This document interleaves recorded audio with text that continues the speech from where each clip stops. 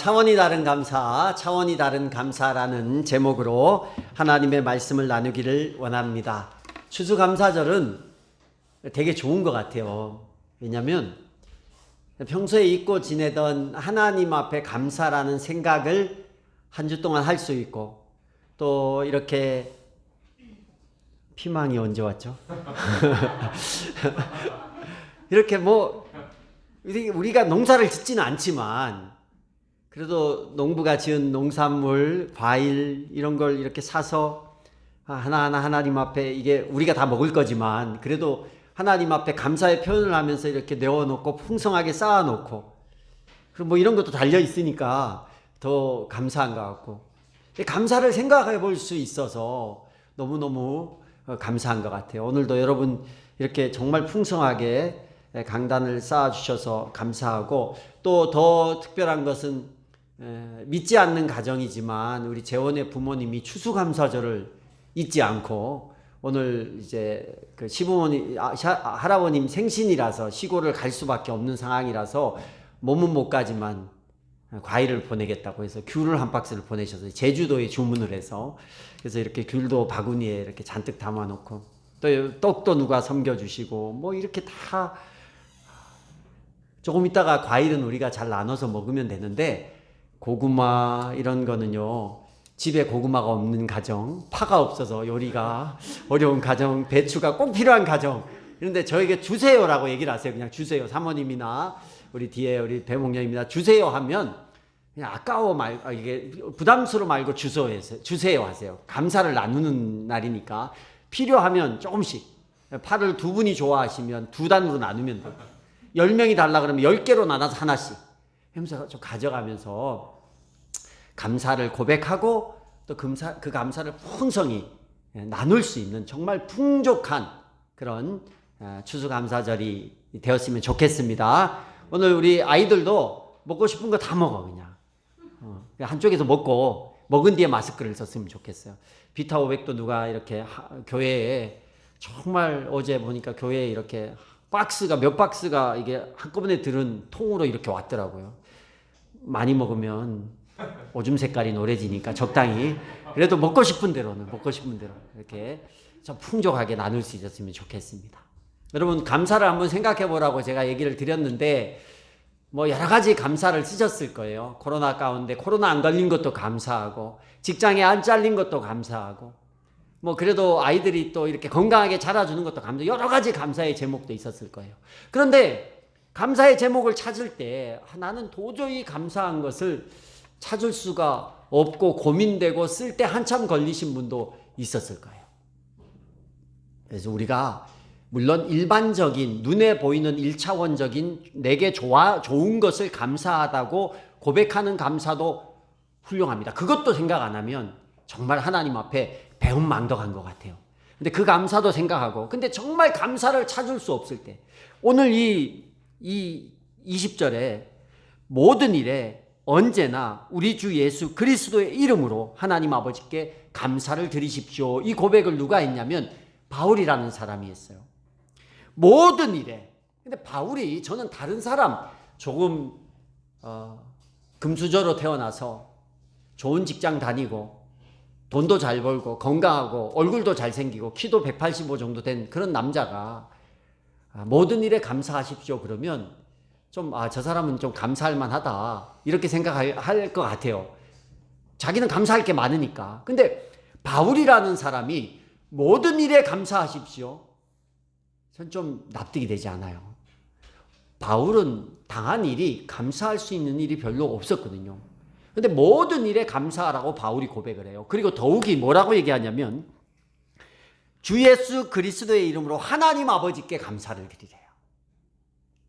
감사가 뭐가 잘 돼서 다른 사람한테 감사하고, 복권이 당첨이 돼서 기분 좋아서 감사하고, 그런 게 아니라 하나님 아버지 앞에 예수의 이름으로 감사를 하라는 거예요. 어떻게 이럴 수 있을까?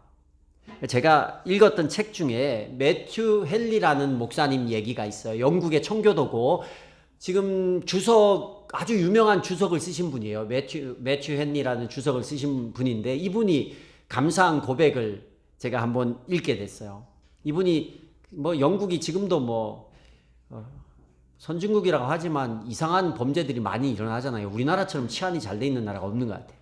근데 이분이 이제 뭐 1700년 이럴 때 분이니까 집에 이렇게 저녁에 오는데 강도를 만난 거예요. 강도를 만나가지고 가지고 있는 돈 다 빼앗기고, 근데 강도가 그냥 강도 짓을 한 게 아니라 얼마나 구타를 했나 피를 철철 흘리면서 이제 집에 왔어요. 돈 있는 거 다 뺏기고. 그리고 집에 앉아서 이분이 늘 하던 게 하루의 마지막은 감사의 기도를 드렸어요. 앉아서 기도를 하는데 강도를 당했잖아. 지금 강도를 당하고 피를 철철 흘리면서 그 와중에도 감사의 고백 3가지를 쓴 걸 제가 읽으면서 야, 이런 분도 있구나. 그래서 여러분한테 소개하려고 그래요. 첫 번째 뭐냐면, 첫 번째 이런 감사를 했대요. 강도가 아니라 강도를 당한 입장이라서 감사하다고. 내가 강도 짓을 하는 사람이 아니라 강도를 당한 입장이라서 감사했다라는 거예요. 두 번째는 뭐라고 했냐면, 돈을 빼앗기고 좀 다쳤으나 생명을 빼앗기지 않은 것에 감사하다. 돈 뺏기고 그랬지만 내 생명이 살아있음에 감사하고. 마지막 3번째로는 나를 괴롭힌 강도를 위해서 기도할 수 있어서 감사하다라는 거예요. 뭐라고 기도했냐 봤더니만 그 강도가 다시는 강도로 살지 않게 해달라고 기도했대요. 여러분, 그 와중에도 강도를 당한 것 안에서 감사를 찾아내는 이런 분은 뭐가 달라도 다른 것 같아요. 감사를 잘 찾아내고 감사를 잘 표현하는 것도 여러분 능력입니다. 오늘 다음 세대 예배 때 하겠지만 누가복음에 보면 강도 만난 나병 환자 10사람 얘기가 나오잖아요. 나병 환자 10사람 나오는데 이 사람들이 예수님이 다 고쳐줬어요. 제사장에게 보이러 가는 가운데 10명이 다 고침받았어요. 다 고침받았는데 그 중에 감사를 찾아서 감사를 고백한 사람은 딱 한 사람이에요. 10%밖에 안 된다라는 거예요. 일반. 보통 여러분 감사한 일을 딱 당하면 내가 뭘 잘했거나 재수가 좋았거나 운이 좋았거나 뭐 이렇게 때를 잘 만났거나 이렇게 생각을 해요. 근데 내가 잘 될 건데 잘 안 됐을 때는 내가 때를 잘 못 만났거나 내가 선택을 잘못했거나 늘 이렇게 생각을 하는 거예요. 그 코로나 2월에 주식이 바닥을 쳤어요. 이따가 지금 주식이 엄청 올랐잖아요. 곧 또 떨어지겠지만. 근데 내가 그때 2월달, 3월달 이럴 때 완전 다운, 한 4월달 완전 다운됐을 때 주식을 막 샀어. 그랬다가 지금 주식이 고점일 때 팔아서 이윤을 남겼어. 내가 시대를 잘 봤다. 이 기가 막히게 샀다. 안 산 사람은 내가 이때 샀어야 되는데 뭐 하느라고 이걸 못 사가지고 땅을 치고. 이거 다 이런 감사와 이런 후회는요, 자기 기준이라는 거예요. 근데 바울의 감사는 하나님으로 인해서 뭐가 잘 돼도 하나님의 은혜요, 안 돼도 그 가운데서 하나님이 주신 은혜를 찾는 게 능력이에요. 그 한 사람, 나병 환자 한 사람은 찾았잖아요. 감사를 찾았고 감사를 표현했어요. 표현했더니만 어떤 축복을 받았어요? 원래 병만 나야 되는데 예수를 찾는 하나님의 능력을 인정하고 하나님께 감사를 돌리는 그 믿음 때문에 너가 구원을 받았다고 얘기했어요. 몸도 고치고 영혼도 회복되고. 그게 감사의 파워예요. 여기 자녀들 있죠? 부모님한테 감사한 것. 내 부모님을 주신 하나님, 이런 부모님을 주신 하나님 앞에 감사한 걸 찾아야 돼요. 그러면 그 인생이 더 잘 돼요. 더 잘 돼. 근데 이랬니 저랬니 우리는 이러니 저러니 계속 불평만 하면 감사를 돌리지 못한 9명, 책망받은 9명, 도망간 9명하고 똑같은 거예요. 그럼 바울이 모든 일에 언제나 우리 주 예수 그리스도의 이름으로 감사했다고 했는데 바울은 뭐가 감사했을까요? 그래서 제가 성경을 찾아봐서 도대체 바울은 뭘 감사하다고 했을까? 매 맞았죠. 바울이 결혼도 못했죠. 집도 없어요. 재산도 없어요. 죽을 고비를 수없이 넘겼고 노숙을 밥 먹듯이 했던 사람이에요. 근데 그가 늘 그의 입술에는 감사의 고백이 나와요. 바울이 뭘 감사했을까 가만 봤더니만 첫째로 사도 바울이 그런 고백을 했어요. 디모데 전서 1장 12절에서 16절을 쭉 보면 그 얘기가 나와요. 그 얘기의 요약이 뭐냐면 자기는 죄인 중에 괴수인데 하나님께서 자기를 불쌍히 여기셔서 하나님의 일을 맡겨주신 거에 감사했어요. 디모데전서 1장 13절에 보면 이런 얘기가 나옵니다. 내가 전에는 해방자요, 박해자요, 폭행자였습니다. 그리고 15절에 디모데전서 1장 15절에 이런 게 있어요. 나는 죄인의 우두머리입니다. 바울이 죄인이었어요? 바울이 뭐 깡패 두목이었습니까? 아니에요. 바울은 유명한 집안에서 좋은 혈통에서 태어나서 우리나라로 말하면 서울대급 정도 되는 학교를 다닌 엘리트였어요. 여러분, 바울이 죄인이라고 할 때 바울은 죄인이었으니까 하나님이 불러주셔서 일을 맡겨줬으니까 바울은 감사할 만하다. 아니에요. 바울은 예수 믿기 전에도, 예수님을 알기 전에도 좋은 가문의 엘리트 출신, 금수저, 그런 사람이었어요. 근데 그가 뭐라고 자기를 고백하냐면 나는 죄인, 깡패 두목 같은 사람이었다. 나는 해방하는 자요. 나는 박해자요. 나는 폭행자였다. 이게 뭘 말하냐면 예수 믿는 사람에 대해서, 그런 하나님에 대해서 박해자요, 해방자요, 폭행자요, 하나님을 믿지 않은 그 삶 자체가 하나님을 거절하는 거고 하나님을 대적하는 일임을 이야기하는 거예요. 예수 믿지 않은 내가 예수를 믿은 것만 해도 감사한데 예수 믿고 하나님께서 주의 일을 위해서 나를 사용해 준다라는 거예요. 그게 감사한 거예요. 여러분, 우리 교회는 집사가 되려면 교회 일을 해야 됩니다. 다른 사람을 위해서 어떤 섬김의 일을 해야 돼요. 어떻게든 해요. 내년에 나는 집사 직분이 좀 받고 싶다, 아니면 받기 싫다. 받기 싫은 분은 교회 일을 안 하면 돼요. 그냥 나만 신앙생활 하면 돼. 받고 싶은 분은 교회 안에서 연합교회를 위해서 어떤 사역을 하시면 돼요. 하나님 앞에 집사라는 것 이름 자체가 섬기는 자예요. 그 뜻 자체가 섬기고 주의 일을 하는 자예요. 이게 얼마나 감사한 일인지 아세요? 어떤 교회는 가면 직분을 주려고 그러면 집사를 주려고 그러고 장로를 주려고 그러고 권사를 주려고 그러면 막 이렇게 손사래를 치고 안 해요.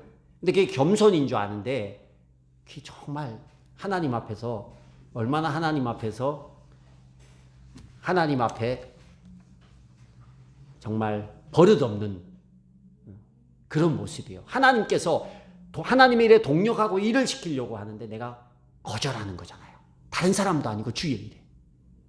바울은 이걸 감사로 생각했다니까요. 내가 죄인으로 그냥 지옥 갈 수밖에 없는 영혼인데 하나님께서 나를 그 14절 그리고 16절에 보면 이런 고백을 해요. 은혜를 넘치게 부어줘서. 그게 은혜라는 거예요. 내가 하나님의 일을 하는 게 은혜라는 거예요. 그리고 16절에 보니까 자비를 베푸셔서 하나님이 나에게 은혜와 자비를 베푸셔서 주의 일을 맡겨주신 것 자체가 감사하다는 거예요. 그럼 교회에 오셔서 저는 너무 감사해요. 우리 교회 와서 막 제가 오죽하면 막 자랑을 하고 싶어. 이렇게 교회에 뭐 비품도 누가 모르게 갖다 놓고 먹을 것도 갖다 챙겨 놓고 뭐 이렇게 만날 택배가 날라오고 이렇게 교회에 뭐 필요한 게 이렇게 막 여러분들이 알아서 다 하고 청소하고 다 하는 게 제 입장에서 너무너무 감사한 거예요. 근데 바울은요, 그런 일을 해놓고 내가 이 일을 할 수 있도록 이 위치에 세워주신 하나님께 자기가 감사한 거예요. 여러분, 그거 몰랐죠? 이게 감사한 일이 아니고 내가 그냥 헌신하고 섬기는 일이라고만 생각을 해버리면 그걸 누가 몰라주고 알아주지 않고 그게 티나지 않고 막 이러다 보면 나중에 그게 시험 드는 일이 되고 막 드러나고 싶고 막 이러는 거예요. 못 알아주면 시험 들고. 근데 그거는 이게 누구를 위한 일이 아니에요. 그런 걸 할 수 있는 물질을 주시고 건강을 주시고 재능을 주신 것이 오히려 감사한 거예요. 저는 여러분에게 감사합니다. 반주를 해주시고 기타를 쳐주고 저는 감사해요. 목사 입장에서 너무너무 감사한 거예요. 근데 내가 감사를 했다고 여러분이 내가 뭐 좀 하는구나. 우리 교회는 그런 분 없어요. 다 연약하고 부족한 분들이 세워져. 그럴 가능성이 있는 사람 딱 두 사람인데 우리 전공자들. 근데 이분들은 인격이 돼서 안 그래요. 전공자들은 내가 좀 하는데 전공 안 하신 분들 불러다가 했는데 뭐 내가 이렇게 어깨를 필 게 어딨어. 그냥 근데 이게 좋다니까. 누가 인정해 준다고 어깨가 힘들어가고 아니라 인정은 해주는 건 사람이, 목사가, 다른 성도가 해줄 수 있어요. 고맙다고, 감사하다고. 그러나 하는 당사자는 어떤 자세여야 되냐? 내가 이 일을 할 수 있도록 재능을 주시고 기회를 주시고 다른 사람을 위해서 섬길 수 있는 자리를 주신 하나님 앞에 감사해요. 원래 나는 죄인이거든요. 원래 해방자거든요. 원래 하나님의 대적자거든요. 근데 그런 사람을 써서 하나님의 일을 동력하는 거잖아요. 기가 막힌 일이에요. 저도 그래요. 저도 이 자리에 서서 설교를 할 수 있고 목사로 설 수 있다는 게 날마다 감사해요. 얼마나 감사한지 몰라요. 바울은 그 감사가 평생 하나님의 일을 할 수 있는 것에 감사한 고백이 있었어요. 두 번째 바울의 감사의 고백은 빌립보서를 보면 나옵니다. 빌립보서 1장 1절에서 5절, 그리고 데살로니가 전서 1장에도 나오고, 여러분 바울이 쓴 성경마다 나와요. 뭐에 감사했냐면, 사도 바울은 자기는 죄인 중에 괴수인데 하나님께서 자기에게 귀하고 아름다운 영혼들을 맡겨주신 것에 감사해요. 빌립보서를 읽어보니까요, 이런 얘기를 합니다. 1장 3절에 나는 여러분들을 생각할 때마다 나의 하나님께 감사를 드립니다. 4절에도 내가 기도할 때마다 여러분 모두를 위하여 늘 기쁜 마음으로 간구합니다. 데살로니가 전서도 보면 우리는 여러분 모두를 두고 언제나 하나님께 감사를 드립니다. 기도할 때 여러분을 기억하고 있습니다. 3절에도 보면 여러분의 믿음의 행위와 사랑의 수고와 우리 주 예수 그리스도께서 소망을 굳게 지키는 인내를 언제나 기억하고 있습니다. 빌립보서 3장 18절에 이제도 눈물을 흘리면서 말하노니, 빌립보 성도를 생각하면서 눈물을 흘리면서 편지를 쓰고 고백을 했다라는 거예요. 맡은 영혼, 내가 맡은 영혼을 주심에 감사한 거예요. 여러분, 우리 교회 안에서 저는 여러분을 맡아서 하나님 앞에 감사하고, 목자, 목녀님들은 또 맡은 목원 때문에 감사하고, 또 여러분은 누구예요? 하나님 여러분 각자에게 맡겨주신 영혼이 있어요. 보여주는 영혼이 있다니까요. 누구겠어요? 가족이 되었던, 부모님이 되었던, 친척이 되었던, 옆집 아저씨가 되었던, 이웃이 되었던, 하나님께서 친구들이 되었던 내게 맡겨주신 영혼이 있어요. 근데 우리가 그 영혼을 부담으로 여기는 거예요. 그래서 만나려면 에너지가 소모되고 돈도 소모되고 막 그러잖아요. 근데 바울은 내가 돌아보고 기도해주고 살펴야 될 영혼이 있음에 감사했어요. 그래서 그는 배를 타고 세계 일주를 3번에 걸쳐서 하면서 그 영혼들을 돌아봤고, 나중에는 로마를 향해 제수의 몸으로 끌려가면서까지 그 영혼들을 살펴고 그 영혼들을 위해서 편지를 썼던 사람이 바울이에요. 여러분 있다니까요. 여러분 믿지 않는 내 가까운, 내가 누군가에게 예수를, 이 사람을 알아서 같이 신앙생활을 했으면 좋겠다라고 떠오르는 사람이 있다면 여러분 그 사람을 하나님께서 여러분에게 맡겨주신 거예요. 근데 그게 부담으로 여기고, 이게 왜 이런 VIP를 주셔서 왜 나는 이런 사람이 자꾸 보이지? 뭐 교회에서 뭐 이렇게 하라 그러면 제가 뭐 전도해와서 채우세요 이런 푸시는 안 하잖아요. 그런 부담은 안 주잖아요. 그럼에도 불구하고 목사님이 설교를 하면 마음에 부담만 이만큼 있는 거야. 우리 교회는 VIP를 안 하면 뭐 이게 사람 취급도 못 받는 데가, 저는 다 사람 취급하고 저는 존귀하게 생각하는데, 저는 그렇게 마음을 하나도 안 먹는데 스스로 막 그렇게 마음을, 근데 그게 아니라는 거예요. 바울은요, 그 부담스러운 영혼들, 바울이요 고린도 교회 앞에서 얼마나 속이 상한지 아세요? 그런데도 그 교회를 사랑한다 했어요. 왜요? 바울을 사기꾼 취급했거든요.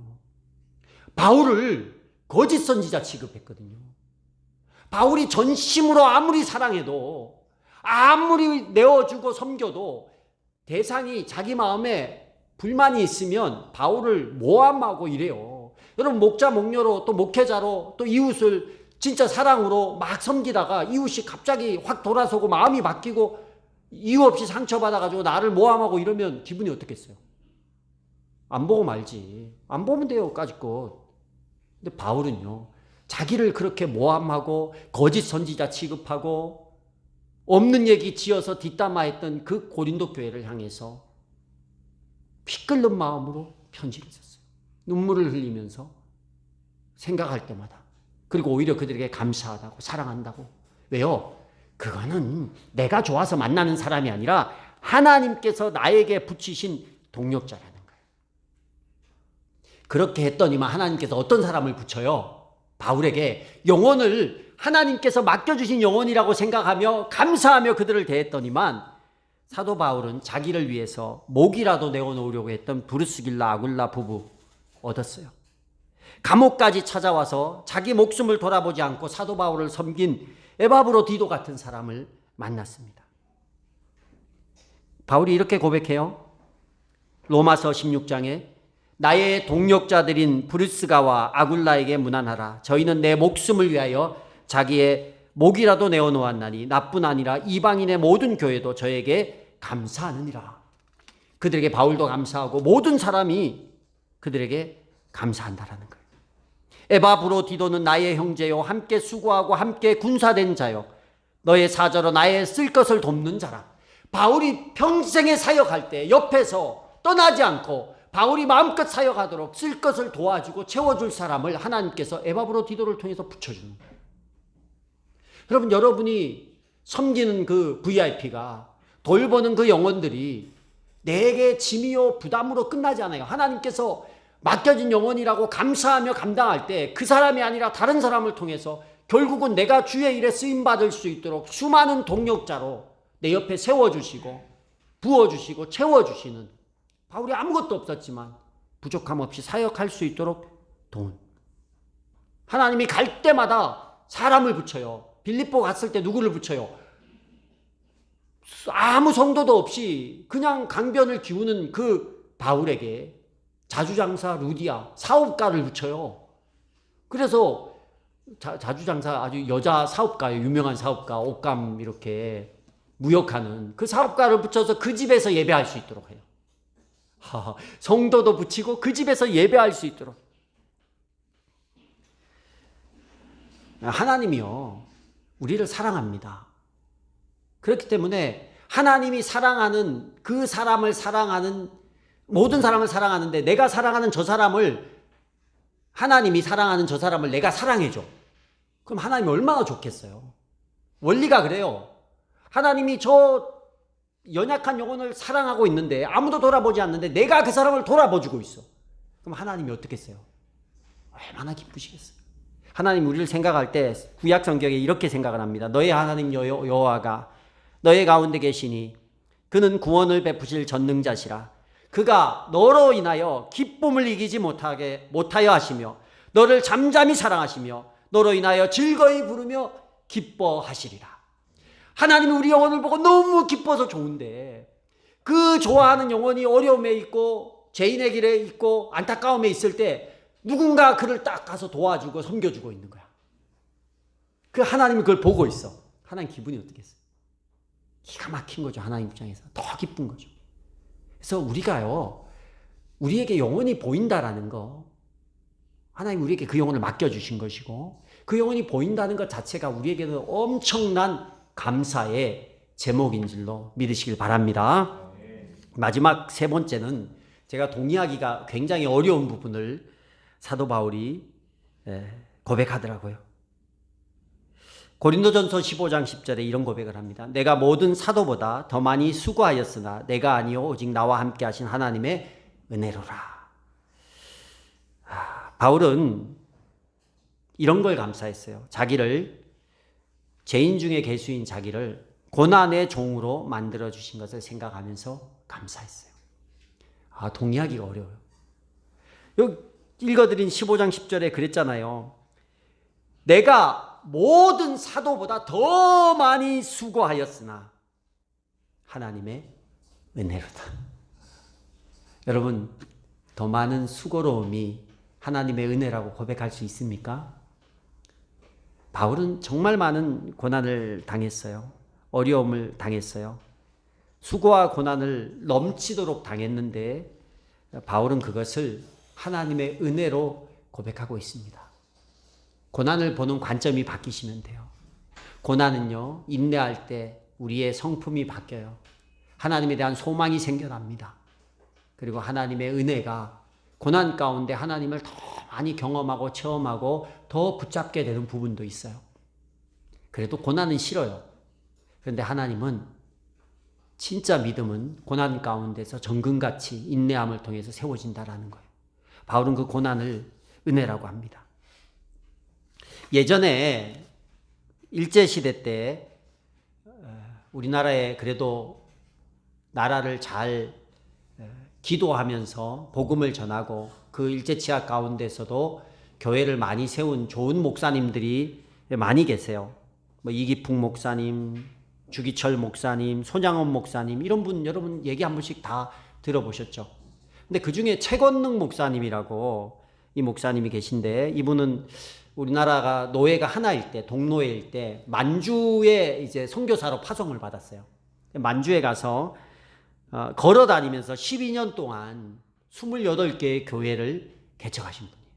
그다음에 뭐 돈이 있었겠어요. 그냥 가서 만주 지방에 가서 그냥 걸어가면서 이 마을 저 마을 만주가 당시에는 뭐 중국 땅도 아니고 우리나라 땅도 아니고 그 완충지대였잖아요. 지금은 중국이 다 가져갔지만 그래서 조선족들이 많이 살았어요. 우리나라 사람들이 돌아다니면서 이게 거기에서 교회를 많이 세웠는데 뭐 돈도 없고 걸어다니니까 오죽 힘들었겠어요. 배도 고프고 그 정신을 잃고 쓰러질 때마다 예수님은 누구신가 이 찬양을 부르면서 배고프면 올챙이도 잡아먹고 막 이랬대요. 올챙이. 근데 어느 날 이분이 진짜 감사했는데 너무 배가 고팠는데 소똥이 있더래. 소똥을 막 뒤졌더니만 소똥에서 소화가 되지 않은 콩알이 나오더래요. 그래서 그 콩알을 꺼내가지고 콩알을 먹었어요. 먹으면서 이렇게 기도했대요. 예수님, 소똥에서 익은 콩이 나왔습니다. 소똥에서 이거 뱃속에서 익은 콩이 나왔다라는 거야. 그러면서 감사합니다. 이제는 힘이 났으니 그 콩알 하나 먹고 힘이 났으니 복음을 전할 수 있는 곳에 데려다 주시옵소서. 저는 요즘에 우리가 너무 풍요로워요. 그런데 뭐가 좀 없으면 우리 입에서 불평불만 나. 천국 가면 다 누릴 건데 이 땅에서 그냥 다 누리려고 애를 써요. 우리가 세상에 눈이 가 있고 세상에 누리고 세상에 좋은 게 이렇게 많고 이걸 다 누리다 보면 우리의 시선은요 복음에서 점점 멀어지는 거예요. 콩알 한쪽 먹고 감사기도 하면서 하나님 내가 복음이 있는 곳에 나를 데려다 달라고. 아무리 힘들고 못 산다고 해도 제 어렸을 때보다 여러분 우리가 훨씬 잘 사는 것 같아요. 우리 이목자님 저는 어렸을 때 고무신 뒤집어서 자동차라고 놀았던 옛날 얘기 하는 것 같죠? 그게 불과 얼마 안 됐어요 여러분. 30년 35년 이전이야. 먹을 거 과자 없어요. 지금은 교회에 와도 이렇게 먹을 게 얼마나 많아. 이런 시대에 사는데 이게 여러분 이런 시대에 살아도 먹을 게 없다 그러고 그래요. 우리 진짜 먹을 게 없어서요. 저는 막 조선시대 사람은 아니에요. 그런데 산에 살다 보니까 가게 돈도 없을 뿐더러 돈 뭐 이렇게 가게 가서 껌 하나 사려 그러면 병 모아야 돼요. 그리고 뭐 집에 있는 호미 가다 팔고 이렇게 몰래 그래야 이렇게 엿가락 얻어먹고 했거든요. 그러니까 산에 있는 진달래, 뭐 보리수 열매, 그 다음에 그게 배가 고파서 먹은 건 아니에요. 간식. 배고파서 드셨는 건 저희 아버님 세대고 저희는 간식이었어요. 소나무 이렇게 봄에 물이 오르면 껍질. 굉장히. 그 다음에 찔레가 얼마나 맛있는지 몰라요. 이런 걸 꽂고 먹고. 이런 얘기 하니까 갑자기 옛날 사람 된 것 같아서. 근데 그런 거 먹고도 뭐가 부족하다, 뭐가 없다, 이렇게 생각 안 했던 것 같아요. 그냥 깨먹고 도랑에서 놀고 짝대기 가지고 놀고 그런 게 먹어도 세상 즐거웠어요. 저는 지금 봐도 먹을 게 널려 있거든요. 돈만 주면 뭐 슈퍼 가서 다 살 수 있고. 여러분 아무리 내가 힘들다 해도 밥 굶는 분 안 계시잖아요. 우리 교회에서 밥 굶는 분 계시면 얘기하십시오. 교회에서 어떻게든 도울 수 있도록.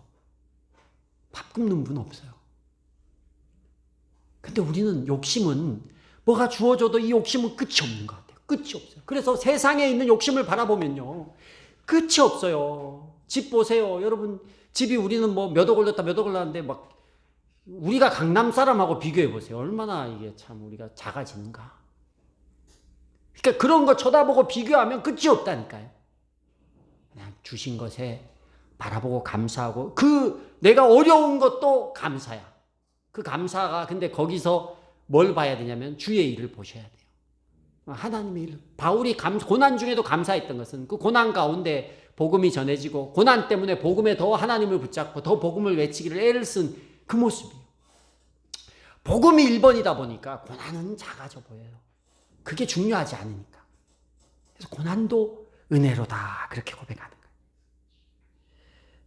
여러분 추수감사절날 많은 1년의 코로나 때문에 어려움도 있었지만 각자에게 준 감사가 많을 거예요. 그 감사 그것도 고백하시고 또 그런 감사가 없는 때도 올 수 있어요. 그럴 때 오늘 바울의 감사를 한번 생각하면서 주님 앞에 감사할 수 있었으면 좋겠습니다. 바울이 그런 얘기를 또 해요. 한경직 목사님이 좋아했던 구절 중에 하나인데 항상 기뻐하라. 쉬지 말고 기도하라.